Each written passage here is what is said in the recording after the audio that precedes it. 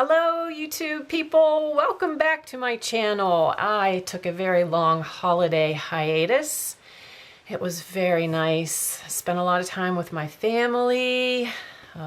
We rescued a new dog. We did some traveling. Just a really good break for me. It was quite enjoyable. I hope your holidays were well and that 2016 has been off to a good start for you. I thought I'd do a little bit of a recap just to kind of let you know how the year wrapped up for me with planning.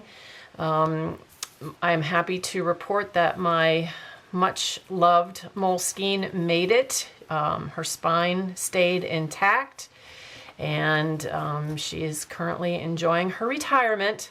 So all wound up great with that planner. Also, at the end of 2015, I foolishly decided that I was going to do December daily. That didn't make any sense, really, looking back on it, because I already do daily journaling. If the truth be told, I decided to do the December daily because I wanted to order some nice, new, fancy Christmas paper. It was a fun project. I enjoyed, focusing in on the holidays aspect of December, not just so much the everyday aspect of it, but specifically what we did holiday-wise each day. But in hindsight, I don't think that I will ever do this project again.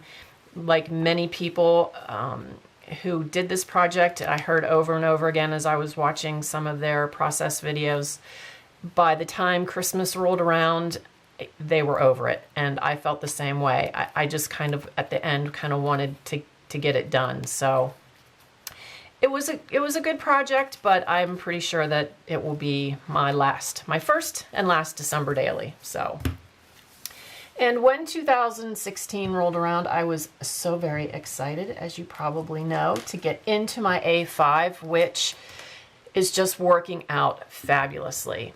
So let me show you a couple of things about that. I had been looking for a zippered pouch in the A5 size with not much luck, and a lot of you had suggested that I, configure a makeshift one on my own, which I did. And what I wound up doing was taking these Studio Calico monthly kit bags that you get this is the Project Life kit that I'm subscribed to, even though I don't Project Life. Anybody else out there do that? Get kits and you're not a scrapbooker or a Project Lifer? It's the paper and the stickers, and you can use that for card making or for, like I do, for journaling. So I hope I'm not the only crazy person out there. But anyway, I took the two of the bags that the kits come in and just ran some packaging tape in between the two of them to make a little spine, and it's working great. And you can really stuff the tar out of these things, which is nice. So that was my solution there. And the Midori A5 journal that I've been using is also working really, really well. As I had mentioned, it's holding up to everything that I am putting in it. The monthly calendar is proving to be actually quite perfect. You can see I don't decorate it very much, if at all, because I need to see what's on my calendar.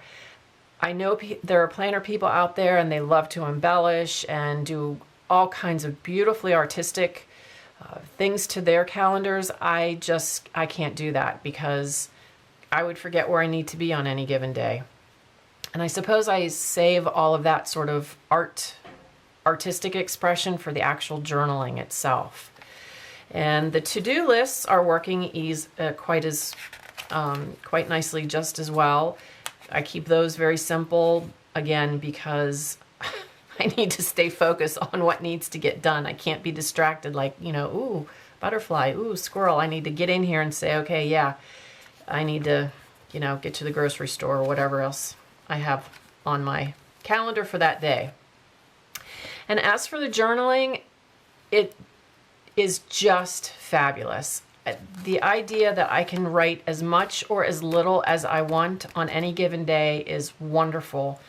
If you'll recall, in the Moleskine, I was limited to 2 pages for a week, and that just was not working for me. And now I can write everything. In fact, I think I mentioned we did some traveling, so this journal went with me, and I could write as much as I wanted about our trip and include photos and business cards. It's taking watercolor really beautifully, my distress stains really beautifully, tip-ins.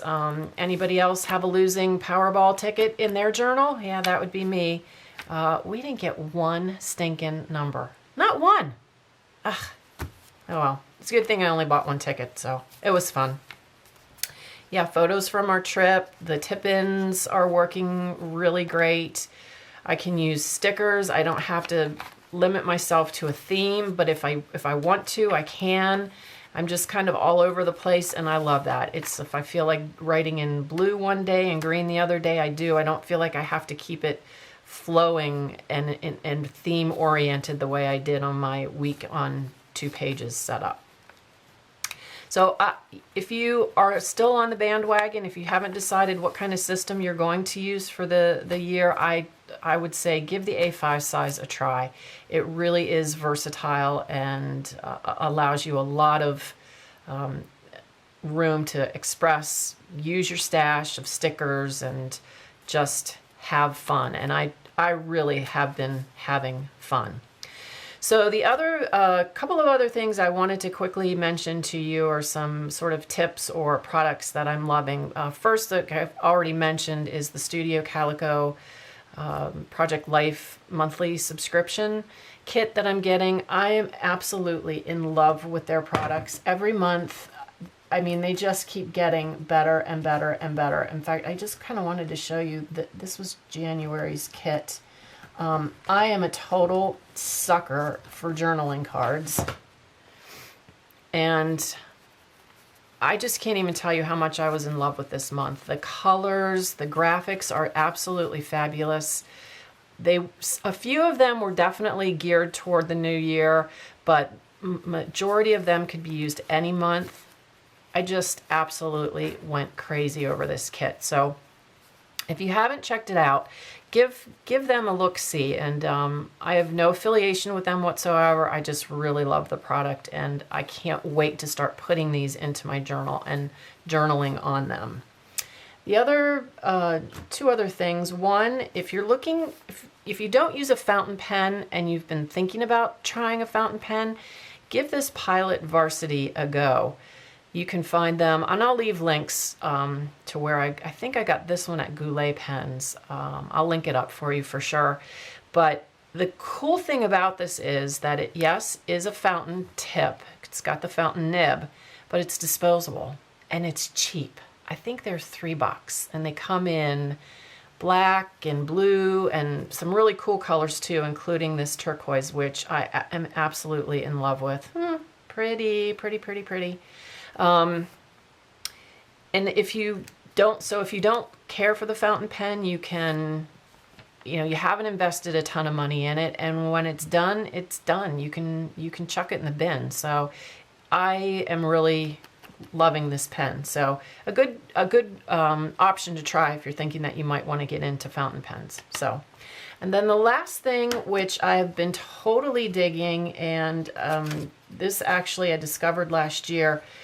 I, got on the craze, everything metallic, right? The Mink machine and all of that good stuff. And so I thought I was going to, do all of that too. And I'm going to try to lean this so there's not a huge glare, but thought I would try the Thermoweb Deco Foil and see if I could just use that instead of getting the Mink machine, use it through my laminating machine. Well, I had some kind of brain moment or lack of brain moment, and wound up just getting these plain metallic foil sheets. They do not work in your laminator. There's no adhesive property to them. So I thought, what the heck am I going to do with all this foil paper? What can I do? So thinking, spent a couple days thinking about it, and I came up with kind of a cool solution.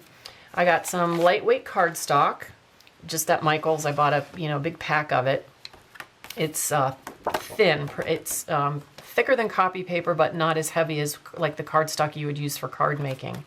And I bought myself some adhesive spray and took it out in the garage, sprayed a bunch of pieces of cardstock, and then just laid the foil paper on top of it. And I think I just used a credit card to sort of scrape it down. You could use a brayer or whatever. And now have my own oiled do-it-yourself cardstock. And it cuts beautifully. You can use just a regular punch, or you can use your die cutting machine, whatever it is that you have. And it cheap. Probably, I think that set of 24 that I got was maybe $3 at most on Amazon, and if you're a Prime member, free shipping. So give that a try if you're looking to add some foil bling to your journaling. It's a great way to do it. These little stars were fun.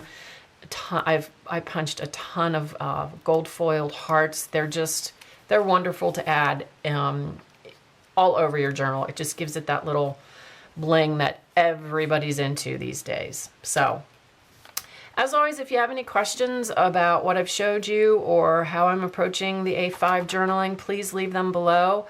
I appreciate, as always, the thumbs up and a subscription if you haven't already subscribed. And I look forward to seeing you guys in the next video. Thanks again for stopping by.